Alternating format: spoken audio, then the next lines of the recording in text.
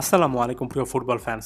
Football ফ্যাকের আজকের এই ভিডিওতে আমি আলাদা করে পেদ্রি সম্পর্কে একটু আলোচনা করতে চাই এবং এখানে একজন বার্সা প্লেয়ার সম্পর্কে একটু বিগার প্ল্যাটফর্মে অর্থাৎ বার্সা বাজে কথা না বলে ফুটবল ফ্যাকে কথা বলছি, কারণ বেশি সংখ্যক মানুষকে রিচ করতে চাই, কারণ অনেকের মধ্যে একটা কমন মিসকনসেপশন দেখছি। এই যে পেদ্রি বেনিফিকার বিপক্ষে ব্যাক টু ব্যাক দুটো ম্যাচে, চ্যাম্পিয়ন্স লিগের দুটো ম্যাচে ম্যান অফ দ্য ম্যাচ হলেন, চ্যাম্পিয়ন্স লিগ বা ইউসিএল এর official man of the match trophy পেলেন। এটা নিয়ে অনেকের মধ্যে কিন্তু ডাউট আছে। অনেকে বলছেন রাফিনা প্রথম লেগে গোল করেছিলেন, দ্বিতীয় লেগের ক্ষেত্রে সে লামিল ইয়ামাল বা রাফিনার দুর্দান্ত পারফরমেন্সের পর কিংবা এর আগের লেগে শেজনি, এরকম আরও একজন দুজনের কথা অনেকে বলছেন প্রত্যেকটা ম্যাচে তারা কেন ম্যান অফ দ্য ম্যাচ পাননি, কেন পেদ্রিকে এতটাই প্রশংসায় ভাসানো হচ্ছে, পেদ্রি স্পেশাল আসলে কি করেছেন। এখন এটা খুবই গতানুগতিক একটা প্রশ্ন এবং এটা কিন্তু এই জিনিসটা চোখে আঙ্গুল দিয়ে দেখিয়ে দেয় যে একজন মিডফিল্ডারের পারফরমেন্সটা পিক করা একজন সাধারণ অডিয়েন্সের জন্য আসলে কতটা টাফ। এখানে আমি ভালো খারাপ জাজ করছি না, তবে এটা আসলে কঠিন। একজন ফাইনাল থার্ডের প্লেয়ার, সেটা যদি লামিন ইয়ামাল কিংবা যে কোনো স্ট্রাইকার উইঙ্গার হন, তারা ড্রিবলিং করবেন, ডিবক্সের মধ্যে ঢুকবেন, গোল করবেন, অ্যাসিস্ট করবেন, ক্লিয়ার কাটভাবে ফুটবলের সবচেয়ে মজার জিনিসগুলো বা দেখতে সুন্দর জিনিসগুলো করবেন। একজন গোলকিপার সেভ করবেন, এমনকি একজন ডিফেন্ডারও ডিফেন্সিভ ট্যাকল, হেডার বা এগুলোর মাধ্যমে বল ক্লিয়ার করবেন সঠিকভাবে। এটা কিন্তু বোঝা যায়, দেখা যায়, চোখের জন্য পিক করা সহজ। কিন্তু একজন মিডফিল্ডারের পারফরমেন্সটা আপনি যদি একেবারে মনোযোগ দিয়ে না দেখেন তাহলে আসলে সেভাবে বোঝা যায় না। মিডফিল্ডারদের কাজ কিন্তু আমি যদি সহজ ভাষায় বলি তাহলে শুনতে অনেক বেশি করে আসলেই সহজ লাগে, সরল লাগে, যে বল তারা রিসিভ করবেন, বলটাকে সামনের দিকে মুভ করাবেন, শুধুমাত্র পাসিং স্কিলে ফোকাস করাটাই মিডফিল্ডারের অনেকটুকু দায়িত্বের মধ্যে পড়ে। যদিও আরও অনেক অ্যাডিশনাল ফ্যাক্টর আছে, তবে তারা অনেক বেশি করে পাস খেলেন এবং পাস খেলাটা আমরা অনেক সময় বুঝি না যে আসলে কতটা গুরুত্বপূর্ণ।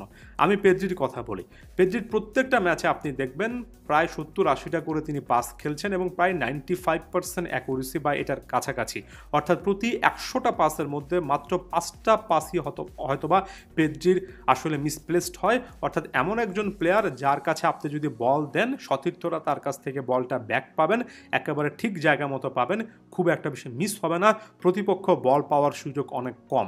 আপনার কাছে পাসিং যদি সবচেয়ে সোজা একটা ব্যাপার মনে হয় তাহলে আপনি একটু রিভার্সলি এভাবে চিন্তা করেন যে একজন খুব ভালো পাসার মানে তিনি প্রতিপক্ষকে বল গিফট করেন না, তার মানে প্রতিপক্ষ বলের দেখা কম পায়, এমনিতে প্রতিপক্ষের চান্সেস কিন্তু এই একটা দিক থেকে কমে যায়।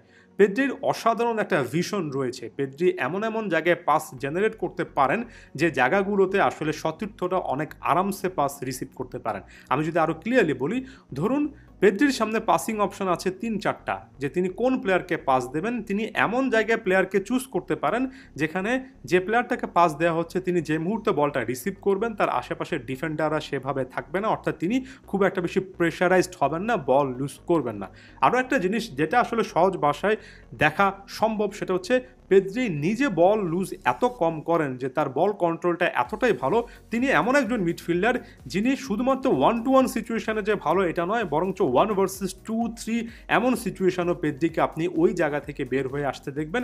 এটা ডিফেন্সিভ হাফে হোক কিংবা অ্যাটাক লাইনে হোক, 2-3জন প্লেয়াররা মিলে যখন তাকে ঘিরে রাখে তারপরও পেদ্রি বল লুজ করেন না, সামহাউ তিনি কিন্তু বলটা তার নিজের কাছে রাখেন এবং ক্লিয়ার কাটভাবে তিনি আসলেই কিন্তু গেমটা ডিকটেট করতে পারেন।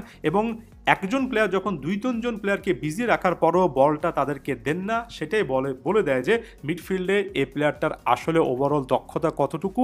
এমন একটা প্লেয়ার মিডফিল্ডে থাকলে আপনি বাকি প্লেয়ারদের ক্ষেত্রে আরামসে যে একটা সুবিধা আছে সেটা অনুভব করতে পারবেন, কারণ এই মিডফিল্ডারটা নিজেই কিন্তু অনেকটুকু চাপ নিজের ঘাড়েই নিয়ে নেবেন এবং সেখান থেকে দলকে বারবার চাপমুক্ত করবেন।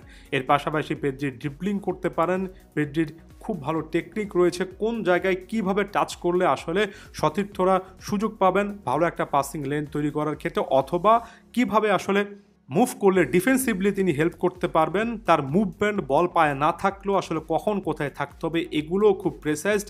এটার কম্বিনেশনে মিডফিল্ডে পেদ্রির সত্যিকার অর্থে একটা জেনারেশনের অন্যতম সেরা ট্যালেন্ট। পেদ্রির খেলা যদি আপনি দেখেন মিডফিল্ডে একটু যদি ভালো করে দেখেন আস্তে আস্তে বুঝতে পারবেন যে পেদ্রি আসলে পুরো ডিফেন্স এবং ফাইনাল থার্ডের মধ্যে ওই পিভট হিসেবে কাজ করেন এবং বারবার যখন ওই বিপদের সিচুয়েশন আসে সব সময় আপনি বা প্রায় সময় আপনি পেদ্রিকে জায়গা মতো খুঁজে পাবেন। আশা করছি এই কথাগুলোর মাধ্যমে কিছুটা হলো ব্যাপারটা ক্লিয়ার হয়েছে। ধন্যবাদ সবাইকে।